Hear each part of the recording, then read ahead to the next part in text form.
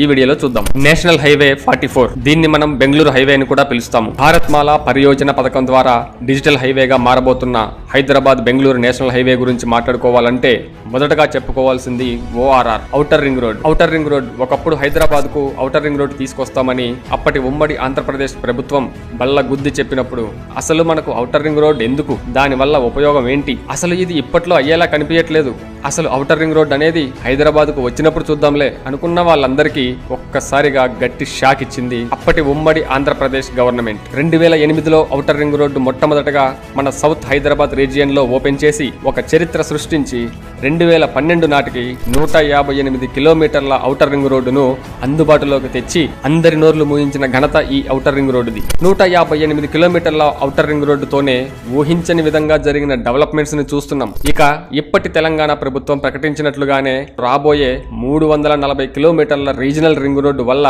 మరియు outer ring road నుండి regional ring road వరకు HMDA పరిధిగా ప్రకటించడం వల్ల ఇన్వెస్టర్లు కూడా ముందు చూపుతో ఇప్పటికే ఈ హైవేలో పెట్టుబడులు పెట్టడానికి మొగ్గు చూపుతున్నారు. ఇక శంషాబాద్ నుండి జడ్చర్ల వరకు ఏమేం డెవలప్మెంట్స్ జరిగాయి అనే విషయానికి వస్తే ఔటర్ రింగ్ రోడ్డు లోపల ఉన్న శంషాబాద్ లో ఎయిర్పోర్ట్ ఉండడం వల్ల ఇప్పటికే ఎంతలా డెవలప్మెంట్ అయిందో మళ్ళీ చెప్పనవసరం లేదు, మీరు చూస్తూనే ఉన్నారు. ఇక్కడ ఇంకో బిగ్గెస్ట్ డెవలప్మెంట్ ఏంటంటే స్మార్ట్ సిటీ. ఇది దాదాపు 3000 ఎకరాల్లో మై హోమ్ గ్రూప్ ప్రతిష్టాత్మక డ్రీమ్ ప్రాజెక్ట్ గా ఓ కొత్త మహానగరాన్ని నిర్మించబోతున్నారు. ఇక శంషాబాద్ ఎయిర్పోర్ట్ వరకు మెట్రో ట్రైన్ అనౌన్స్మెంట్ చేసి ఇప్పటికే పనులు కూడా మొదలు పెట్టే యోచనలో ఉంది తెలంగాణ ప్రభుత్వం. అయితే శంషాబాద్ ఎయిర్పోర్ట్ నుండి రాబోతున్న అత్యంత ప్రతిష్టాత్మక ఫార్మాసిటీ కనెక్టివిటీతో ఎంతో సులభతరం చేస్తూ తుక్కుగూడ మహేశ్వరం మీదుగా కందుకూరు వరకు మెట్రో ట్రైన్ దాదాపు 6,600 కోట్ల రూపాయలతో 26 కిలోమీటర్లు కేవలం రాబోయే 5 సంవత్సరాల్లోనే పూర్తి చేసే నిర్ణయాన్ని తెలంగాణ ప్రభుత్వం తీసుకుంది. ఇక ఇప్పుడు ఉన్న ఈ హైవేని 6 లైన్ల రోడ్డుగా చేయనున్నారు. దానికి సంబంధించిన పనులు కూడా శరవేగంగా జరుగుతుండడం మీరు కూడా చూస్తూనే ఉన్నారు. Outer ring road exit number 16 నుండి తిమ్మాపూర్ వరకు మొత్తం 13 కిలోమీటర్ల రేడియస్ లో 1110 ఉండడం వల్ల ఇక్కడి కొన్ని గ్రామాల్లో పెద్దగా డెవలప్మెంట్ ని చూడలేము. అందువల్ల ఇన్వెస్టర్ల చూపు నెక్స్ట్ రెసిడెన్షియల్ అండ్ కమర్షియల్ ప్రాంతమైనటువంటి కొత్తూరు వైపు మళ్ళింది. ఈ కొత్తూరు వైపు ఎందుకు అంటే కొత్తూరు నుండి షాద్ నగర్ వరకు ఉన్న కంపెనీస్ మరియు విపరీతమైన ఎంప్లాయ్మెంట్ ఇప్పటికే ఉండడం వల్ల షాద్ నగర్ వరకు కూడా ఫ్యూచర్ ఇన్వెస్ట్మెంట్ దృష్ట్యా ఇన్వెస్టర్లు ముందుకు రావడం జరుగుతుంది.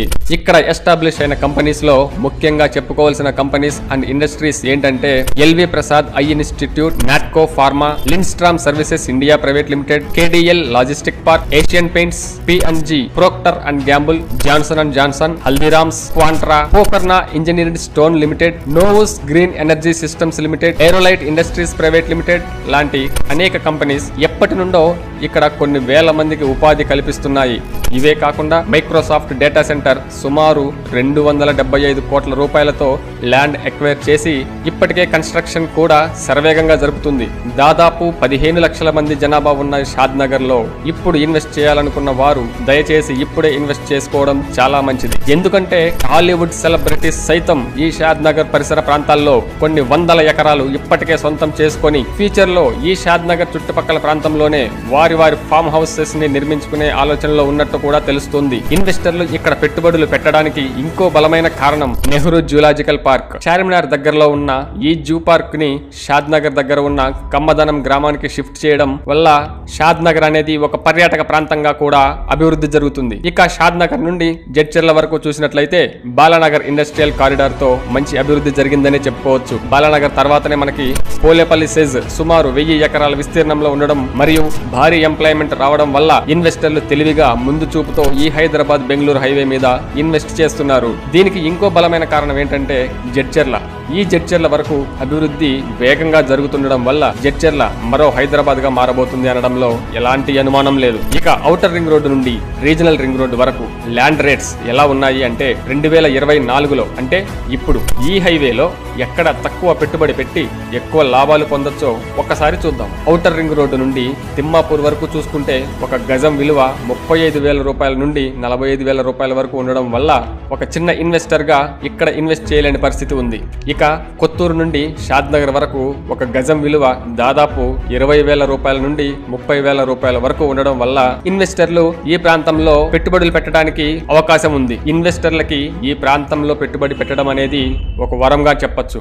ఇక షాద్ నగర్ నుండి బాలానగర్ వరకు చూసుకుంటే ఒక గజం విలువ 12,000 రూపాయల నుండి 15,000 రూపాయల వరకు ఉండడం వల్ల ఒక సామాన్య ఇన్వెస్టర్ పిల్లల భవిష్యత్తు కోసం షాద్ నగర్, రాయకల్, కమ్మదనం, మేకగూడ లాంటి ప్రాంతాల్లో మంచి DTCP లేఅవుట్లో అన్ని అనుమతులను చెక్ చేసుకొని ఇప్పుడు ఇన్వెస్ట్ చేస్తే రాబోయే 5 నుండి 10 సంవత్సరాల్లో మీరు పెట్టిన పెట్టుబడికి ఊహించని ఫలితం లభిస్తుందని ఖచ్చితంగా చెప్పొచ్చు.